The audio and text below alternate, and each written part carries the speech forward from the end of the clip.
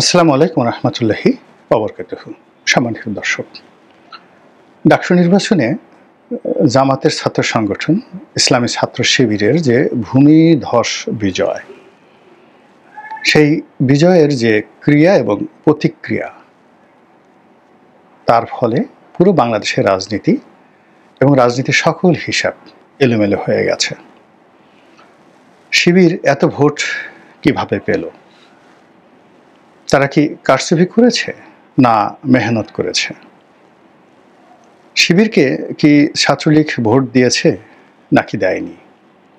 এসব বিষয় নিয়ে তুমুল আলোচনা হচ্ছে এবং এই ডাকসু নির্বাচনের যে ফলাফল, এটি জাতীয় নির্বাচনকে প্রভাবিত করবে কি করবে না, এবং বিএনপি যেভাবে আগামী নির্বাচনে জয়লাভ করার যে সুখ স্বপ্নে বিভোর, সেই স্বপ্ন পূর্ণ হবে নাকি নতুন কোন ম্যাটিকুলাস ডিজাইনের মধ্যে পড়ে জামাত, এনসিপি কিংবা জাতীয় পার্টি, অন্তরালে আওয়ামী লীগ যদি কোনো জোট করে ফেলে, তাহলে তো বিএনপির জন্য 50টি সিট পাওয়াটা কঠিন হয়ে যাবে। তো এই সকল বিষয় নিয়ে আলাপ আলোচনা করব।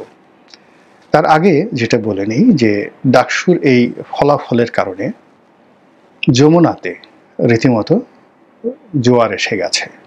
মানে ডক্টর মোহাম্মদ ইউনূসের যে বাসভবন, যেটাকে কেন্দ্র করে এখন প্রধান উপদেষ্টার রাজনৈতিক কর্মকাণ্ড, রাষ্ট্রনৈতিক কর্মকাণ্ড, সরকারি কর্মকাণ্ড পরিচালিত হচ্ছে। তো সেই যমুনাতে দীর্ঘদিন ধরে ভাটার টান যাচ্ছিল, যমুনার আকর্ষণ কমে যাচ্ছিল। যমুনাতে যারা কর্মরত ছিলেন তাদের অনেকের মধ্যে হতাশা এবং দোদুল্যমানতা দেখা যাচ্ছিল। ডাকসু নির্বাচনের পরে সেখানে সঙ্গতের কারণে নতুন প্রাণ সঞ্চার হয়েছে, জোয়ার এসেছে। সেটা কেন? আপনারা জানেন যে এই সরকার প্রথম থেকে বলে আসছিল যে তারা একটি ম্যাটিকুলাস ডিজাইন করেছিল শেখ হাসিনার পতনের জন্য। প্রথম দিকে আমরা গা করিনি, যারা দর্শক শ্রোতা ছিলাম আমরা গা করিনি, কিন্তু পরবর্তীতে আমরা যেটা দেখলাম সেটা হলো যে সত্যিকার অর্থেই ডক্টর মোহাম্মদ ইউনূস, জামাত, এনসিপি তারা দীর্ঘদিন ধরে দেশে, দেশের বাইরে নানাভাবে চেষ্টা এবং তদবির চালিয়ে আসছিল শেখ হাসিনার পতনের জন্য, এবং তার পতনের নেপথ্যে একটা কার্যকর আন্দোলন গড়ে তোলার জন্য যা যা করা দরকার প্রায় সব কিছুই করা হয়েছিল। এটি এমনি এমনি একটা গণ অভ্যুত্থানে বা মানুষের ক্ষোভ, পুঞ্জীভূত ক্ষোভ অলনে সার্ডেন রাস্তাতে এটা বিস্ফোরিত হয়েছে, নট লাইক দ্যাট। এটার পিছনে মাল ছিল, মশলা ছিল, এটার পিছনে শক্তি ছিল, সামর্থ্য ছিল, পরিকল্পনা ছিল, হতাশা ছিল, সফলতা ছিল, এবং নিত্য নতুন সিদ্ধান্ত নিতে হয়েছে। দেশের এবং দেশের বাইরের বিভিন্ন শক্তি এবং বিভিন্ন জনমত, কূটনৈতিক তৎপরতা সব মিলিয়ে যারা এই কাজগুলো সম্মিলিতভাবে করেছিলেন 2023 সনে বা তারও অনেক আগের থেকে, মূলত রাতারাতি যখন ক্ষমতার পট পরিবর্তন হলো এবং আমরা যাদেরকে রাষ্ট্রীয় ক্ষমতায় দেখলাম, মনে হয়েছে যে এরা আকাশ থেকে নাজিল হয়েছে, কিন্তু ঘটনা আসলে তা নয়। তাদের সকলের সঙ্গে একটা সম্পর্ক ছিল, দীর্ঘদিনের সম্পর্ক ছিল। অর্থাৎ এনসিপির বা সমন্বয়কদের যাদের নাম আমরা বলছি, তারা জামাতের নেতৃবৃন্দ এবং ডক্টর মোহাম্মদ ইউনূস এবং তার গ্রামীণ ব্যাংকের যারা লোকজন, তার সঙ্গে মার্কিন ডিপ স্টেটের যে সংযোগ, এরকম নানা যে বিষয়গুলো আসছে, তাদের মধ্যে একটা পূর্ব পরিকল্পনা ছিল। এখানে হঠাৎ করে বদিউল আলম মজুমদার সাহেব আসেননি, এখানে হঠাৎ করে আলী রিয়াজ সাহেব আসেননি, তাদের মধ্যে অবশ্যই একটা ভালো সুসম্পর্ক ছিল। তো গত এক বছরের নানা রকম রাজনৈতিক টানাপোড়েন, নানা রকম ঘটনা, দুর্ঘটনা, এবং রাজনীতির ময়দানে যেভাবে এনসিপি বা জামাতের সফলতা, তাদের যারা মাস্টার মাইন্ড তারা যেভাবে আশা করেছিলেন, ওই জায়গাটিতে ভাটা পড়ে যাচ্ছিল। আইনশৃঙ্খলার অবনতি, যেখানে সেখানে মব, এবং মবের কারণে যে জনমত, সেই জনমত ক্রমশ ডক্টর মোহাম্মদ ইউনূসের বিরুদ্ধে চলে যাচ্ছিল। অন্যদিকে একক এবং বৃহত্তম রাজনৈতিক শক্তি হিসেবে বিএনপির উত্থান এবং বিএনপির সঙ্গে জামাতের সম্পর্কটার অবনতি এবং একই সঙ্গে বিএনপির সঙ্গে ডক্টর মোহাম্মদ ইউনূসের সম্পর্কের অবনতি, এই অবস্থাতে সঙ্গত কারণে ডক্টর মোহাম্মদ ইউনূস তার সঙ্গী সাথী যারা আছেন তারা বিএনপিকে ভয় পাচ্ছিল, আর তাদের যারা নিয়োগকর্তা বা তাদের যারা সঙ্গী সাথী তাদের প্রতি তাদের বিশ্বাস এবং আস্থায় তারা তাদের চির ধরেছিল। এর প্রেক্ষিতে জনাব তারেক রহমান সাহেবের সঙ্গে ডক্টর মোহাম্মদ ইউনূসের একটা বৈঠক হয় লন্ডনে, এবং সেই বৈঠককে কেন্দ্র করে রাজনীতির একটা নতুন মেরুকরণ তৈরি হয়।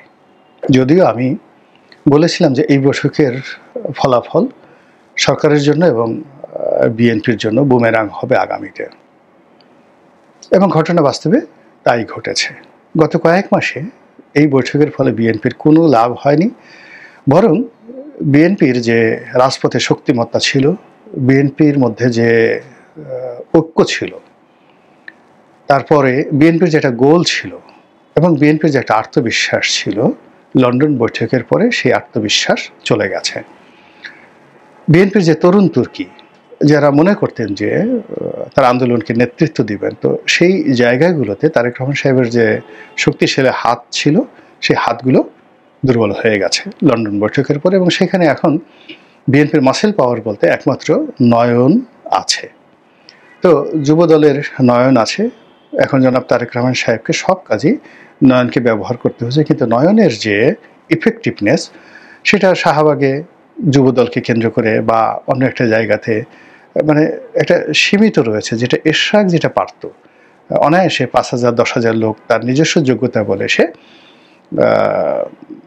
জোগাড় করতে পারত, কিন্তু সেই যে তার সেই স্পিরিটটি নষ্ট হয়ে গেছে ঢাকা সিটি কর্পোরেশনের তার যে আন্দোলন ছিল সেই আন্দোলনে ব্যর্থতার কারণে। এবং এই আন্দোলনে যে সে ব্যর্থ হয়েছে এর মূল কারণ লন্ডন বৈঠক, অর্থাৎ লন্ডন বৈঠকে জনাব তারেক রহমান সাহেবের সঙ্গে ডক্টর মোহাম্মদ ইউনূসের যে সমঝোতা হয়েছিল সেখানে কি হয়েছিল আমরা জানি না, তবে তারেক রহমান সাহেব ডক্টর মোহাম্মদ ইউনূসকে অসম্মানিত করতে চাননি, ছোট করতে চাননি, বিব্রত করতে চাননি। ফলে এই কাজ করতে গিয়ে এরশাদকে এবং এরশাদের যে স্পিরিট, সেই স্পিরিট এবং স্পিড, তার যে যাকে বলা হয় দুটো শক্তি, ভিতর থেকে অন্তর্নিহিত যে শক্তি স্পিরিট আর স্পিড মানে গতি, এই দুটোই কিন্তু নষ্ট হয়ে গেছে।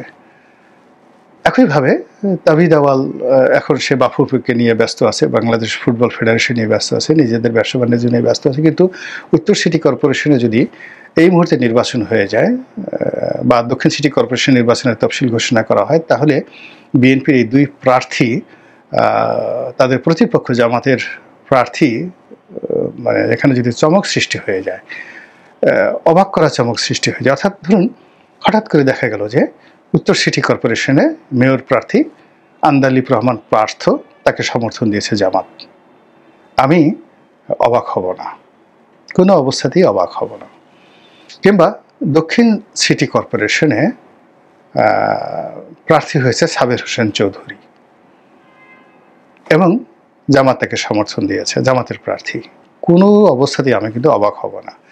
বিএনপি দুই চোখে রীতিমতো সর্ষে ফুল দেখবে এবং সেই নির্বাচন প্রতিহত করা, তারপরে সেই নির্বাচন বানচাল করা, সেই নির্বাচন মোকাবেলা করার কোনো সামর্থ্য বিএনপির থাকবে না। এবং জামাত এই কাজ যে করছে না, আমি এটা বুকে হাত দিয়ে বলতে পারবো না। তাদের সমস্ত কিছুই ম্যাটিকুলাসলি, যেটা ডাকসুতে দেখা গেল, যেটা বলছিলাম।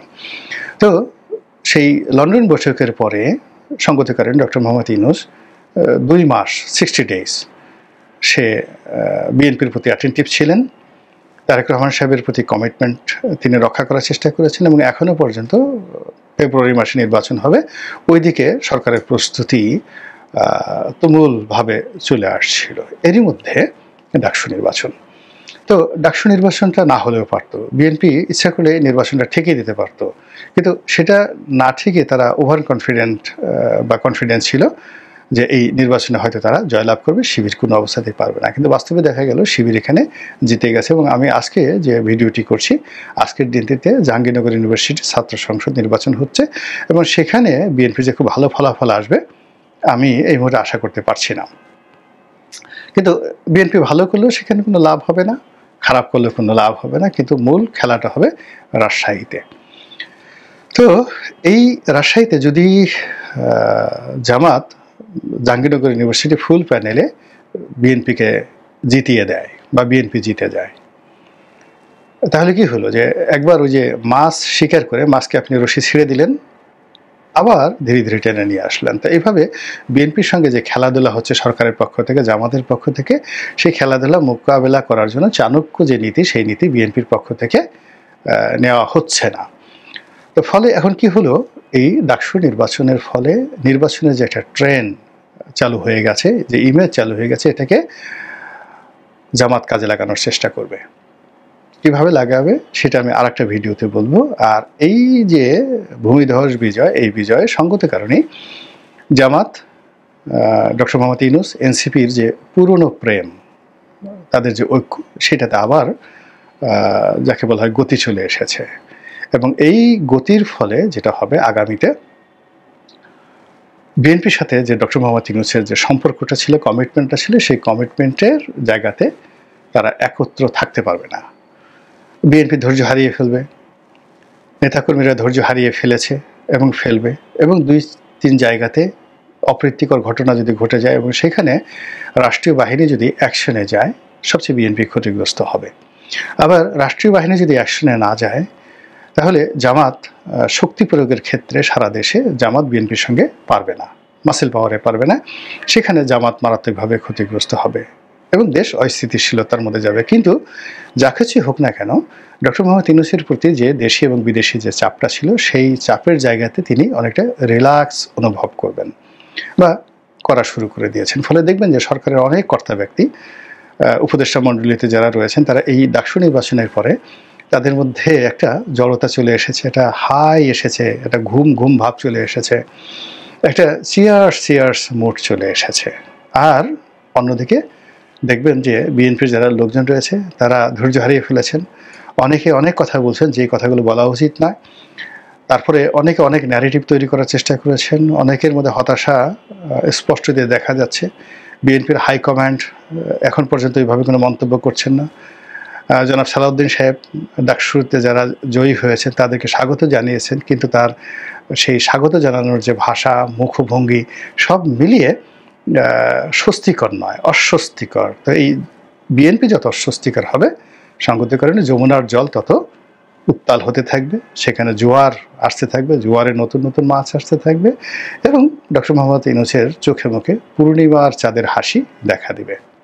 আজকের যে খবর, আজকের যে পরিবেশ পরিস্থিতি, এ পর্যন্তই। মহান আল্লাহ আমাদের সবাইকে হেদায়েত দান করুন এবং হেফাজত করুন। আসসালামু আলাইকুম ওয়া রাহমাতুল্লাহি ওয়া বারাকাতুহু।